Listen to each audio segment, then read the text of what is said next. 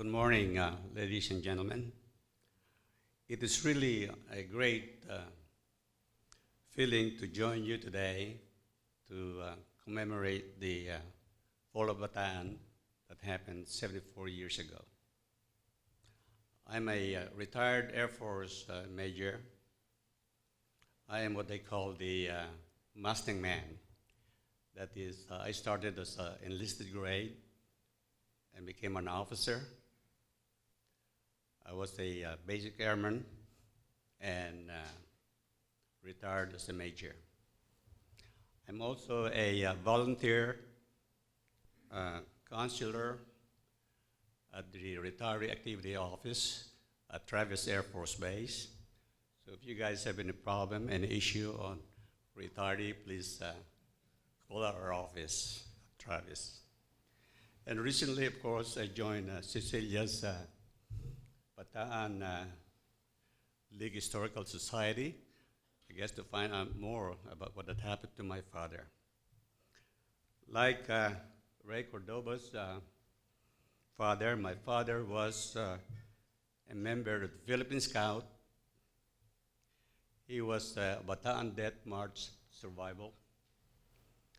And he was a soldier in the 45th Infantry Regiment, which served the U.S. Army in the Philippines during World War II. I'm the third of 7 children, and unlike Gemma, I was the only one who served in the military out of the 7 children that we have. My father and I were the first two who came to the United States and landed here in San Francisco about at the beginning of 1956. Subsequently, he went to work in the main post office here in San Francisco, and I signed up for the Air Force here in San Francisco, not too far away from here. During my father's lifetime, I never heard him say or talk about what he did during the war, but I know that he did more than he can imagine, because recently, about 9 months ago, to be exact, I got hold of many of the award citations that he received during the war, which include, and I want to show you, and this is the one I found 9 months ago. This includes the Silver Star. This is the Bronze Star with 2 octave cluster, the Purple Heart, a lot more. But the one I like is the Prisoner of War Medal, and a lot more here. The one at the bottom is he was also a member of the bowling team. Thank you, Gemma.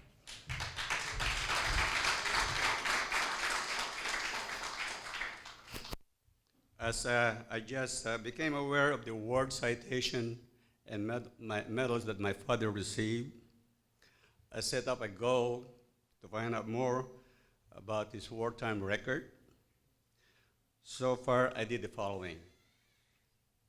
First, I had written to the Military Records Archive to get a copy of his DD Form 214. As most of the military knows, this is the discharge papers, or any other record that the military might have on its record. And of course, I joined to learn more about the Bataan.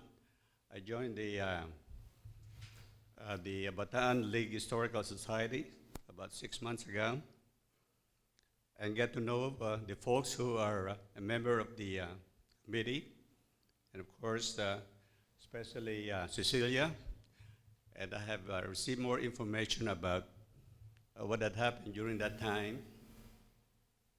And as a matter of fact, not long ago, about a couple of weeks ago, we traveled to the capital, Sacramento, and participated and supported the AB 199, whereby one day we hope that the war in the Philippines, the Bataan Death March, the Lingayen Gulf War, and the many suffering and death both Americans and Filipinos had brutally experienced will be written and taught not only in California, but also throughout the United States.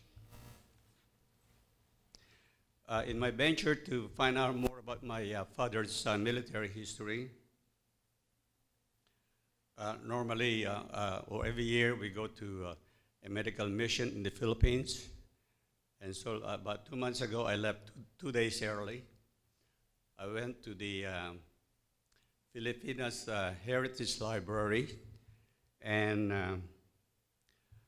I read a lot of books about the Bataan Death March, the the World War II in the Philippines, and a lot more.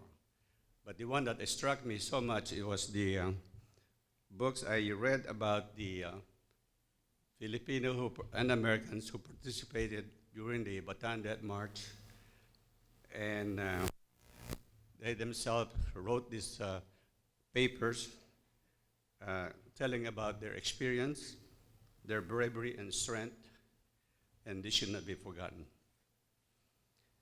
Finally, during my research in the Filipinos Heritage Library in Manila, I found and read a book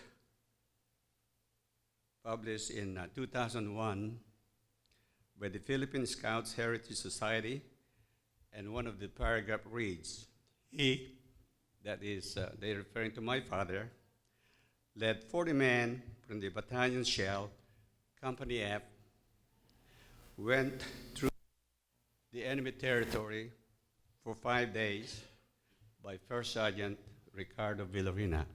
And that was my father. That really made my day. We are very proud of our father and his courage, and the courage of all the veterans should not be forgotten. World War II happened in the Philippines. It should be written in the history book so that our children, our great-grandchildren, and we have 6 of them, will be remembered forever. My father passed away in San Francisco, the city that he loves, in July 2001, just short of 2 months before his 100th birthday. So again, today we commemorate Bataan Day. It happened 74 years ago, and it should be remembered forever. Thank you.